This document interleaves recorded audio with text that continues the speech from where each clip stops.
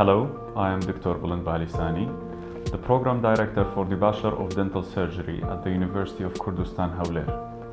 The BDS program at UKH is a rigorous, future-focused journey that combines academic excellence with early clinical engagement to produce highly competent, confident dental professionals.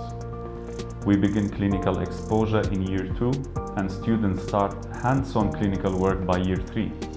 This early integration allows for extended skill development, ensuring our graduates are well prepared to deliver a high standard of care immediately after graduation. Our curriculum is dynamic and responsive, developed with insights from both regional and international educational models, while strategically addressing gaps in the local healthcare system.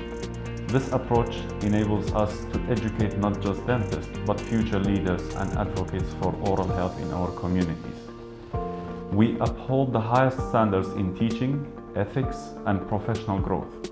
Students acquire deep knowledge in biomedical, behavioral, and clinical sciences, apply critical thinking in patient care, and cultivate strong communication and ethical practice throughout the program. At UKH, we are committed to continuous curriculum development, aligning with both national expectations and international benchmarks.